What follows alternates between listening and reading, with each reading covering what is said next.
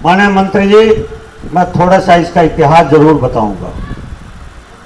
ये एक समय हसनगढ़ विधानसभा में ये क्षेत्र पड़ता था। हसनगढ़ विधानसभा के बाद नई प्रसीमन हुई।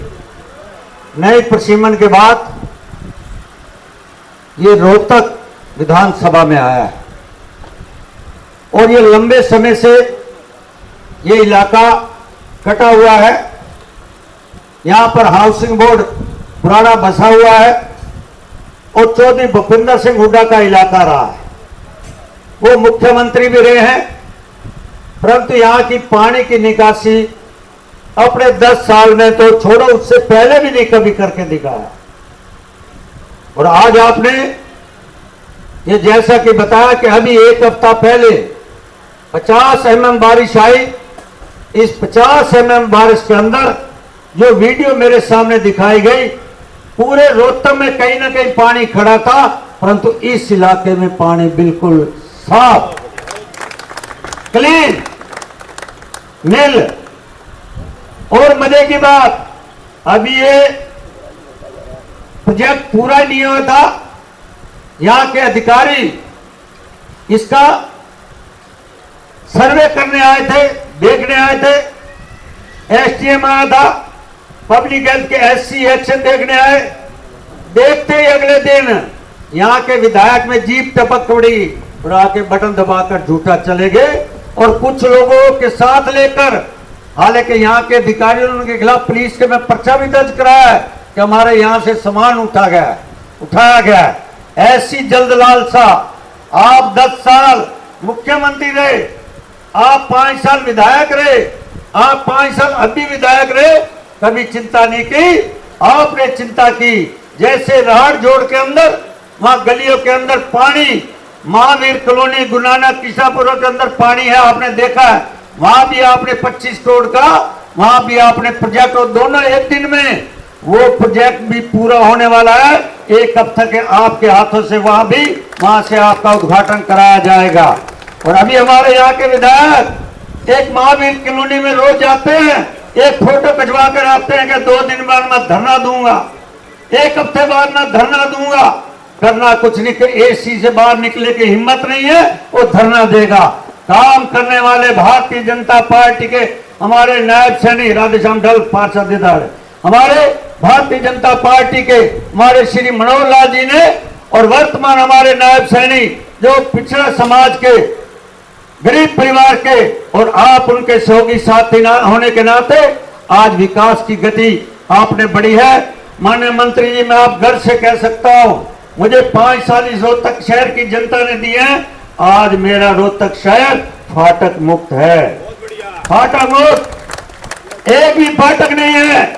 यहां से एलिवेटेड बना हुआ है, रेलवे एलिवेटेड, 5 फाटक उसमें लगते थे। जिस 5 फाटक में लगने से वहां पर कोई दीवानी से हिसार रोड के गांव के वो पेशेंट आ जाता था, अगर पीजीआई में जाना होता था, अगर वो फाटक दिल्ली रोड का फाटक बंद हो जाए, आधा घंटा तो बेचारे मरीज की हालत चिंताजनक होती थी। इसे मानवता का काम भी किया। आज पूरा फाटक मुक्त है। कच्चा बेरी रोड 2-2 घंटे जाम लगा रहता था, आज वहां भी वो फाटक मुक्त है। इसलिए पूरा रोहतक शहर आज फाटक मुक्त। और माननीय मंत्री जी, आपके माध्यम से मैं कह सकता हूं, हमारी बहन बेटियां बाजारों में आती थी, यहां भी आती है, इंदिरा कॉलोनी मार्केट के इस मार्केट में भी, यहां भी हमने शौचालय बनाया। 90 शौचालय इस रोहतक शहर के अंदर बने, 90 शौचालय। हम पूरे पार्कों के अंदर भी, पूरे पार्कों के इस 5 साल हमने जो दिए हैं, हमारे 5 साल उनके 10 साल पे उन पर हम भारी पड़ते हैं। इसलिए मैं कहना चाहता हूं, अभी उन्होंने पार्लियामेंट का चुनाव जीता है, पार्लियामेंट जीत कर 3.5 लाख वोट लिए हैं, और गांव के अंदर भोले लोगों को उकसाया है, बोला है कि मनोहर लाल की पर्ची से तो आपको ईमानदारी से एक नौकरी मिल गई, जो 3 बच्चे बड़े हैं, मुझे 3 वोट दे देना, 3 वोट से 1 नौकरी दूंगा। इसका मतलब वो 3.5 लाख वोट उसने से जीता है। 3.5 लाख का मतलब 1,15,000 नौकरी रोहतक की जनता को देगा। ऐसा झांसा और झूठ चौधरी भूपेंद्र हुड्डा ने बोला है, पूरे हरियाणा में 2 लाख नौकरी नहीं है, 1,15,000 नौकरी रोहतक के गांव के भोले बालों को वहां पर कहकर मुझे वोट दो, 3 वोट के बदले 1 नौकरी। इसका मतलब 3.5 लाख से जीते हो, 1,15,000 नौकरी रोहतक में, हरियाणा जाए भाड़ में, झूठ बोलकर रोहतक की जनता को गुमराह किया। और इसके साथ साथ एक भद्दा मजाक और हमारे इस रोहतक की देश की जनता को किया। राहुल गांधी ने रायबरेली की पार्लियामेंट के अंदर कहा कि 4 जून को रिजल्ट आएंगे, 1 जुलाई को 8500 रुपए आपके खाते में, जुलाई के बाद आपके अगस्त के अंदर, अगस्त के बाद सितंबर, अक्टूबर, नवंबर, दिसंबर 1 लाख रुपए टकाटक आपकी मेहनत के खाते में जाएगा। ये गुमराह किया। ऐसी समाज के अंदर एक ऐसा भ्रम फैलाया, संविधान खत्म हो जाएगा, मोदी आएगा तो संविधान खत्म हो जाएगा, ऐसा एक भ्रम फैलाकर यहां से कांग्रेस वोट ले। और मैं कह सकता हूं अफसोस की बात, राहुल गांधी पार्लियामेंट में क्या कहते हैं, हिंदू समाज हिंसक है, हिंदू समाज को गाली देता है, हिंदू सनातन धर्मी है, हिंदू समाज एक बहुत नरम कौम है, नरम जाति है, ऐसा व्यवहार है। इसलिए झूठ की राजनीति करने वाले जिसका आपके सामने दिख गया, अभी इसका पूरा नहीं हुआ। यहाँ का विधायक आकर बटन दबाकर अपनी फिल्म बनाने लगा। 5 साल आपने तो ना विधानसभा में कोई आवाज उठाई, ना जनता के बीच में गए। आज रोहतक शहर का मैं आज विधायक न होने के नाते मैं कह सकता हूं कि आज श्री बनवारी लाल के सहयोग से, मुख्यमंत्री नायब सैनी के आशीर्वाद से आपने मुझे इस 2 साल के अंदर पानी, एक तो आपने आईडीसी के अंदर 25 करोड़ का वाटर वर्षा दिया, 25 करोड़ का आपने राज जोड़ का दिया और 15 करोड़ ये हाउसिंग बोर्ड के लिए दिया। ऐसी आपने सुगात दी है। मैं विशेष तौर से रोहतक की जनता की ओर से हाउसिंग बोर्ड खरीद वार्ड नंबर 19 शिवाजी कॉलोनी काठ मंडी सबकी ओर से आपके विशेष तौर से धन्यवाद करता हूँ। भारत माता की जय। बहुत पब्लिक हेल्थ ने सड़क तोड़ी है तो अधिकारी को आदेश दे जाओ ये सड़क भी जल्दी बना लें। फिर कने लीजिए PWD की सड़क आपके हाथ में है तो यहाँ अधिकारी बैठे नरेंद्र जी, इनको तो जो रोड टूटा हुआ थोड़ा सा दिक्कत आने जाने में, ये सड़क भी बढ़ा दें। आज आने पर जो आपने फूल माला और पगड़ी बनाकर हमारा जो बुके देकर जो हमारा सम्मान किया, उसके लिए मैं आप लोगों का बहुत बहुत आभार व्यक्त करता हूँ। और जिस तरह से अभी मनीष ग्रोवर जी बता रहे थे कि ये प्रोजेक्ट हमने इसका शिलान्यास किया था 1/9/2023 को और इसका प्रोजेक्ट का पूरा होने का समय था 31/12/2024। आप अब अंदाजा लगा सकते हो कि 6 महीने पहले ये प्रोजेक्ट पूरा हुआ है और सरकारों में तो ऐसा होता था कि कई साल प्रोजेक्ट पूरे नहीं होते थे। तो ये सरकार की नीयत है, सरकार का काम करने का तरीका है। और जो भारतीय जनता पार्टी की सरकार का जो सबका साथ सबका विकास और बिना भेदभाव के, बिना इलाकावाद के और अंत्योदय के सिद्धांत पर जो काम करने का तरीका है, आप सब लोगों के सामने पिछले 10 साल में जिस तरह से पहले माननीय मनोहर लाल जी ने और अब माननीय नायब सैनी जी उन्हीं के पदचिन्हों पर चलते हुए सरकार चला रहे हैं।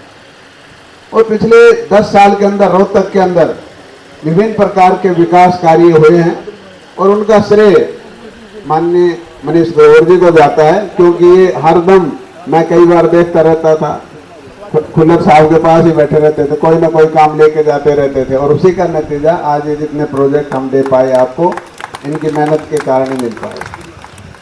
और रोहतक के अंदर बहुत बड़ी समस्या थी ये, बरसात के अंदर विधानसभा में शोर मचता था, भाई रोहतक में पानी भरता है, रोहतक के जितने भी लो लाइंग एरिया हैं उनके अंदर बड़ी दिक्कत होती है।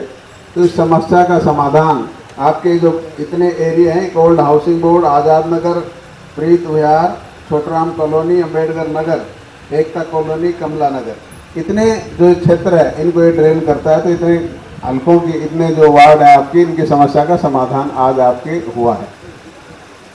और पब्लिक हेल्थ के साथ साथ PWD विभाग भी मेरे पास है। तो अभी मनीष ग्रोवर जी कह रहे थे कि हमारी जो ये पाइपलाइन बिछाई है उससे सड़क डैमेज हुई है, तो मैं अधिकारियों को आदेश देता हूं कि इसको भी तुरंत कार्रवाई करके पूरा किया जाए।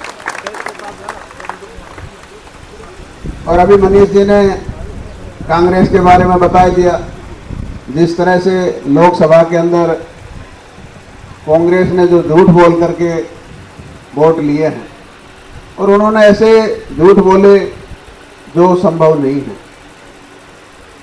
जो हमारे भोले भाले समाज के लोग हैं, अनपढ़ लोग हैं, उनको ये कहा गया कि अगर भारतीय जनता पार्टी की बहुमत की सरकार आ गई तो आपका आरक्षण खत्म हो जाएगा, संविधान बदल दिया जाएगा। तो एक ऐसी झूठ जो कभी संभव नहीं है। देश के प्रधानमंत्री जी ने महेंद्रगढ़ से कहा था कि मेरे जीते जी कभी आरक्षण खत्म नहीं होगा, इतनी बात देश के प्रधानमंत्री जी ने कही, और उन्होंने झूठ बोलकर लोगों को बका करके हमारे भोले भाले लोगों से वोट हासिल किया। और जो बाबा साहब के बारे में कांग्रेस सिर्फ वोट लेती है, उनका मान सम्मान करने में उन्होंने कभी भी वो नहीं किया, उनका अपमान ही किया। जब कांग्रेस ने बाबा साहब का जब चुनाव था पहला, तो उनके खिलाफ अपना कैंडिडेट खड़ा किया और उनको हराने का काम किया, और उनको मान सम्मान जो दिया, भारत रत्न दिया, वो भारतीय जनता पार्टी की और जनता पार्टी की सरकार ने दिया। उसके बाद उनके 5 जो तीर्थ स्थान हैं, उनका सौंदर्यकरण का काम भारतीय जनता पार्टी ने किया। और एक ऐसे आदमी हैं डॉक्टर भीमराव अंबेडकर, जिनको साल में 3 बार याद किया जाता है, और 14 अप्रैल, 6 दिसंबर, 26 नवंबर, और ये 26 नवंबर संविधान दिवस के रूप में मनाया जाता है। और ये संविधान दिवस का नाम किसने दिया? देश के प्रधानमंत्री नरेंद्र भाई मोदी जी ने दिया। और उस दिन बाबा साहब के सारे उनके जीवन पर प्रकाश डाला जाता है, और उनके जो भी संविधान से उन्होंने कितने दिन में संविधान बनाया, क्या क्या वे सामाजिक, आर्थिक, न्यायिक, राजनीतिक तीनों अधिकार सबको बराबर मिले, महिलाओं के लिए अधिकार दिए, किसानों के लिए अधिकार दिए, मजदूरों के लिए अधिकार दिए। तो बाबा साहब ने देश के लिए बहुत कुछ किया, लेकिन कांग्रेस ने उनके अपमान के सिवा कुछ नहीं किया। और आज वो बाबा साहब का नाम ले लेकर के वोट को अपनी तरफ करने जा रहे हैं। लेकिन हम सब लोगों के बीच में जाएंगे और उनको बताएंगे कि कांग्रेस झूठ बोल रही है। अगर मान लो 1-1 लाख रुपए, 8500 रुपये महीने के वो देने थे, तो आप जा करके कांग्रेस जहां उनकी सरकार है प्रदेश के अंदर, वहां तो देने का काम करे। लेकिन आज लोगों को बका करके वो लोग उनके दफ्तरों के चक्कर काट रहे हैं, लेकिन वो दफ्तर बंद करके भाग रहे हैं। तो इस तरह से जो झूठ बोल करके सत्ता में आना चाहते हैं, उनसे आगे भी हमें सावधान रहना है। 3 महीने बाद विधानसभा का चुनाव है, और विधानसभा चुनाव के अंदर हम सब लोगों को जिस तरह के ये झूठ कांग्रेस ने फैलाया, इसको नेगेट करना, इसका दुष्प्रचार जो फैला रखा उसको ठीक करने का काम हमारा एक एक कार्यकर्ता घर जा करके करेगा, ताकि ये झूठ की राजनीति आगे ना आए। और इस प्रदेश का जिस तरह से पिछले 10 साल के अंदर देश के प्रधानमंत्री नरेंद्र भाई मोदी जी ने इस देश को 5वीं आर्थिक शक्ति बनाया है, और उनका ये जो इरादा है कि अगली 5 साल के अंदर इसको विश्व की 3री आर्थिक शक्ति बनाएंगे और इस देश को आत्मनिर्भरता की तरफ ले जाएंगे, और दोबारा से इस देश को विश्व गुरु बनाने का काम हम करेंगे। और ये जब हो सकता है जब हम सब लोग भारतीय जनता पार्टी के एक एक कार्यकर्ता घर घर जाकर के लोगों को समझाएंगे, और देश के विकास के लिए, और जो देश के प्रधानमंत्री जी ने सोचा है कि 2047 तक एक विकसित भारत हमारा बने, उस विकसित भारत को बनाने के लिए हम सब लोगों के सहयोग की जरूरत है। तो मैं आप लोगों से यही अनुरोध करते हुए आप सब लोग आए, इस प्रोग्राम की शोभा बढ़ाई। बहुत बहुत धन्यवाद। जय हिंद, जय भारत।